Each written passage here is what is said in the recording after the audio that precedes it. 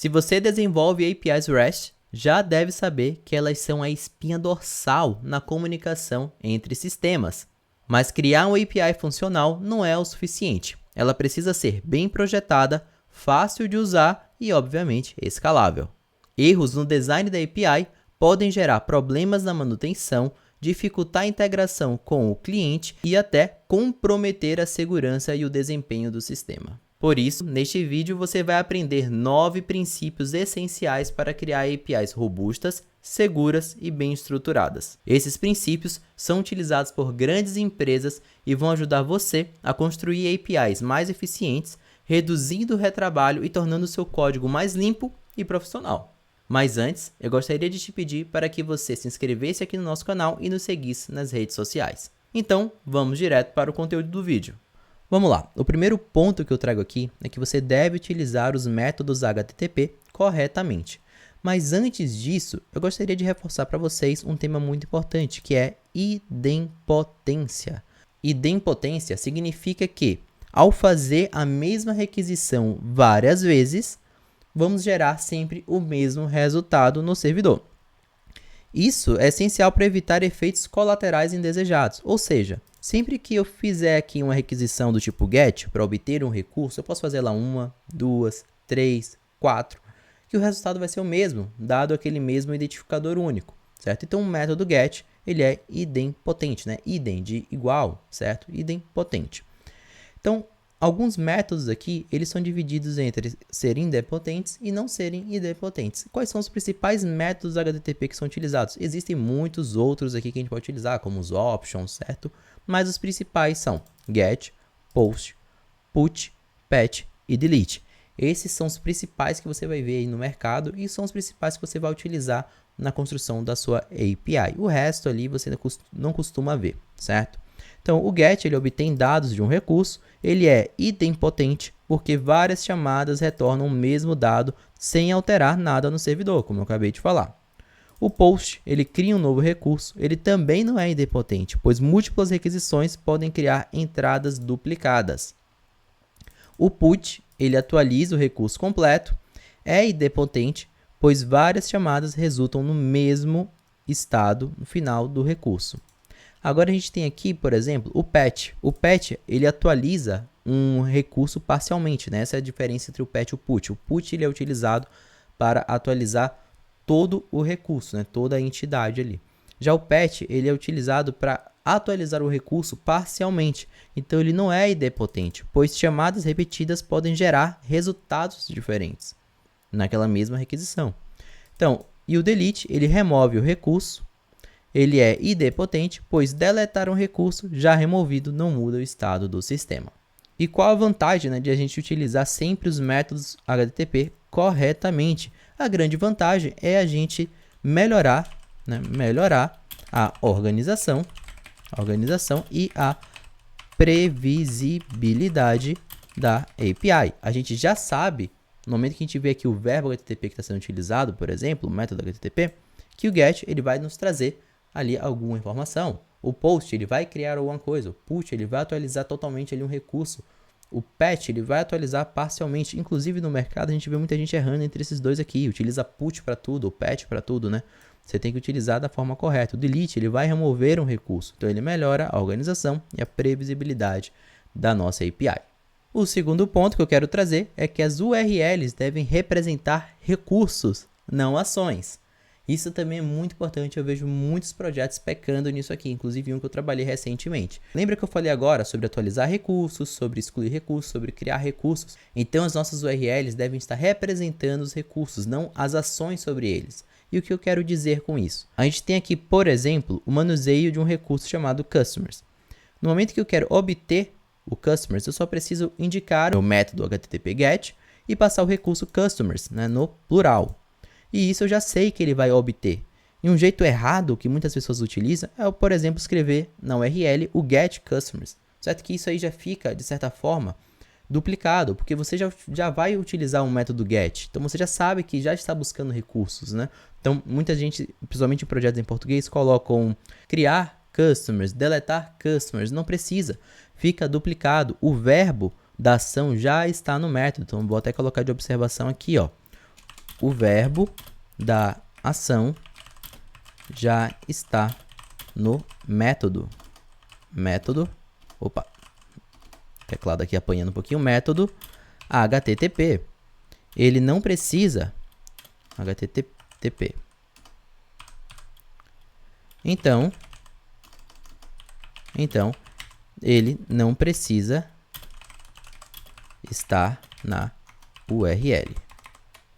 Beleza? Então isso aqui fica claro, né? Que a gente não precisa colocar o verbo na URL. Então não colocar nada de create user, delete product, nada disso. A gente já sabe, se a gente quer deletar um produto, a gente coloca aqui o product e o verbo delete. Beleza? O verbo HTTP delete. O terceiro ponto que eu quero trazer é que você deve utilizar os status code corretamente, porque eles informam o resultado da requisição. Então, os mais famosos estão na casa ali do 2xx, 4xx e o 5xx, né? Quando a gente fala xx é porque eles têm todas as suas variações.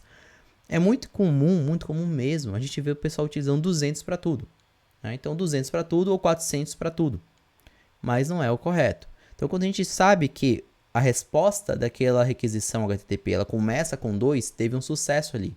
E aí, se for 200, 200 é um ok, requisição bem sucedida. Se for 201, quer dizer que o recurso foi criado com sucesso. Se for 204, quer dizer que aquela operação foi bem sucedida, porém não há nada a ser retornado. Já quando ela começa com o número 4, a gente sabe que o cliente cometeu um erro. Ou seja, ele pode ter enviado um dado inválido, é necessária alguma autenticação, ele não está tentando acessar um recurso sem estar autenticado, ou ele pode até mesmo estar autenticado, mas não tem permissão para acessar aquele recurso, certo? Então aí está a diferença entre autorização e autenticação. Ou, por exemplo, ele pode estar tentando acessar um recurso e esse recurso não existir na nossa base. Já os erros iniciados com 5 são erros do lado do servidor, ou seja, algo deu errado do lado da API para dentro. O mais comum de todos é o 500, que é o Internal Server Erro, erro interno inesperado, certo? Erro interno no servidor. O nosso quarto princípio, e esse eu gosto inclusive de trazer no nosso curso de API REST, trate erros de forma padronizada. Ou seja, quando algo der errado na API, não traga apenas aquela exceção lá estourando no console, que pode ser muito difícil para o requisitante entender o erro que está acontecendo, certo? Então, além do status code, é interessante que tenha uma mensagem ali padronizada, um modelo de JSON, um response erro ali, bem tratado, para deixar fácil para o cliente entender o que está acontecendo. Para quem programa em Java e em Spring, a gente utiliza muito as classes handler, né? Utilizando aqueles resource handler, que é aquela notação do REST Controller Device. Então fica muito fácil a gente centralizar essas exceções aqui. Então, por exemplo, no nosso projeto aqui, utilizando o RAS Plus API Keycloak, que é uma API que a gente utiliza a integração com o Keycloak, a gente tem essa classe aqui do REST Controller Device e todas as nossas exceções são mapeadas aqui utilizando essa notação do Exception Handler.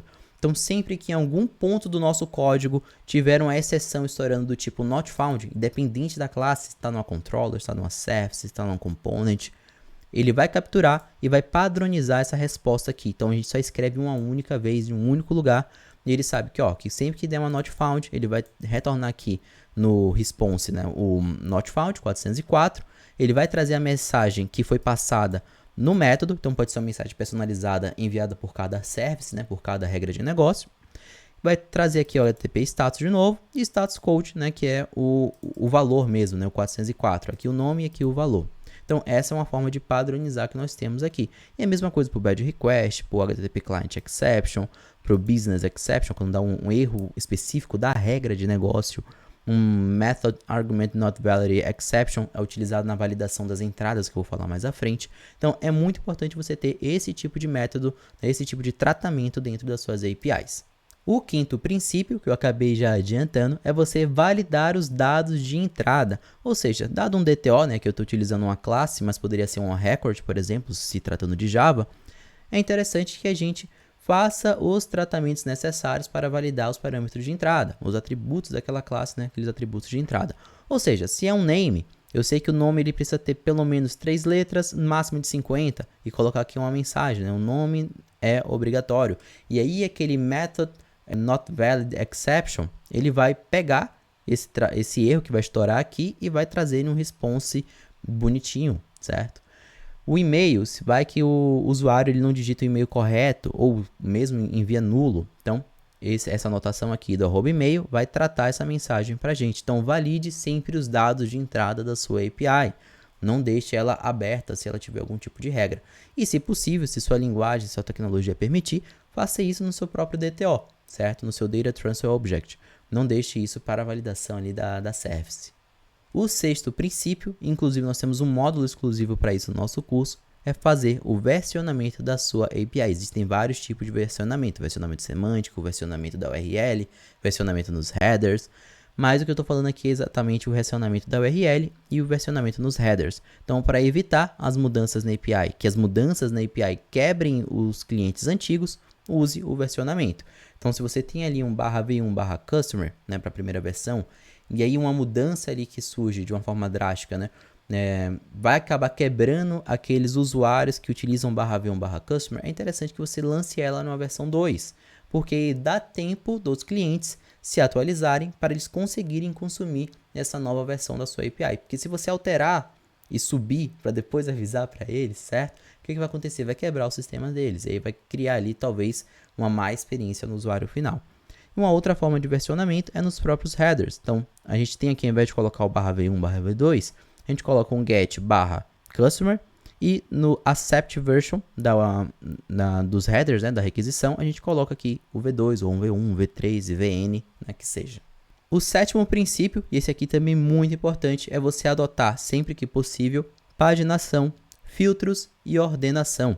A paginação, né, com certeza vai evitar a sobrecarga,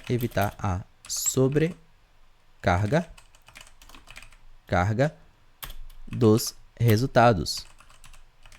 Muitas vezes você só precisa trazer 10 resultados, 20, certo? Ou você não pode trazer tudo, porque você tem 1 milhão de recursos na sua base. Então isso vai tornar o seu sistema muito lento, vai demorar para processar no lado do front-end ou a API que está consumindo. Então é interessante que você faça isso de forma paginada.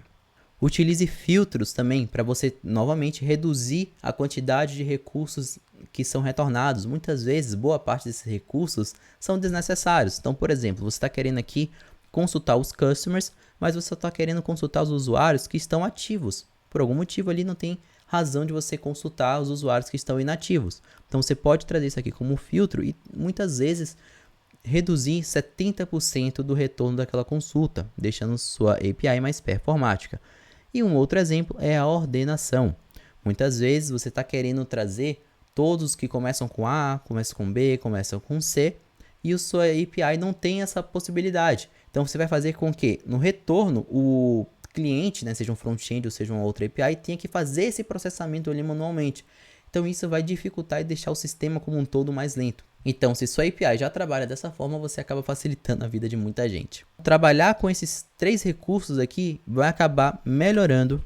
Então, isso aqui melhora a performance e usabilidade da API. Não esqueça disso. Um oitavo princípio, e esse aqui talvez o mais polêmico de todos, é você utilizar o HTOS, Hypermedia as a Ending of Application State. Basicamente, o HTOS transforma a sua API em uma API autodocumentada. Sempre quando a gente tiver ali uma consulta de um recurso, ele volta essa parte aqui de links, que trazem possíveis URLs que você gostaria de utilizar após aquela requisição, inclusive ela mesma. Então, no momento que eu faço aqui uma consulta de um customer /ID, um ID 1, ele traz aqui, ó, você fez a consulta do customer /ID com o self, e também você pode, talvez, né, querer fazer uma consulta aqui da orders, né? Ou seja, você pode aqui trazer o customer /1/orders. Então, isso aí ajuda principalmente quando quem está requisitando a sua API não é alguém interno, então é alguém que conhece muito bem ali a sua API e possa ser que ele esteja buscando também ali um fluxo de negócios e ele vai conhecer mais a sua API através da resposta dos recursos que ele já está utilizando. E um último ponto, e não menos importante, é você priorizar a segurança. Então, sempre use HTTPS, o certificado SSL, para proteger os dados. Utilize a autenticação com o AUTH 2.0 ou JWT ou os dois. Implemente controle de permissões, RBAC, né, ou ABAC, Para quem não sabe, RBAC, Role Based Access Control, é o mais comum de todos, basicamente aquele controle de acesso baseado em papéis. Ou seja, um usuário ele tem o papel de administrador, um usuário ele tem papel de usuário, de customer, né? Um usuário ele pode ser administrador e pode ser usuário também ao mesmo tempo, né? Ou um administrador e um funcionário. Então, basicamente é aquele papel ali que a gente já vê em qualquer tipo de sistema, né? Um usuário administrador, um usuário que ele é cliente final, um usuário que ele é funcionário e não tem os mesmos privilégios que o administrador. Então, basicamente é isso. Já o ABAC, que é o Attribute Based Access Control, o ABAC, ele é um controle de acesso baseado em atributos. Ele é um pouco mais complexo de entender e mais raro também. Então, por exemplo, um funcionário só pode acessar documentos durante o horário de trabalho, das 8 às 18. Então, mesmo ele sendo ali, tendo uma role, né, um papel de funcionário, ele não tem acesso a qualquer momento àquele recurso, tem um horário ali específico. Um médico pode ver os prontuários de pacientes se ele for o médico responsável pelo atendimento. Um gerente pode aprovar despesas apenas se o valor for inferior a 10 mil. Então, além do papel, você tem regras de negócios atribuídas a esse papel específico àquele usuário. Então, pessoal, basicamente era isso que eu queria trazer aqui para vocês. Espero que vocês tenham gostado e vocês podem revisar os conteúdos que eu trouxe aqui a qualquer momento, já que está disponível aqui no YouTube. Então, mais uma vez, se inscreva aqui no nosso canal, nos siga nas redes sociais, deixe o seu joinha, o seu comentário se achar algo pertinente e te vejo no próximo vídeo. Até lá!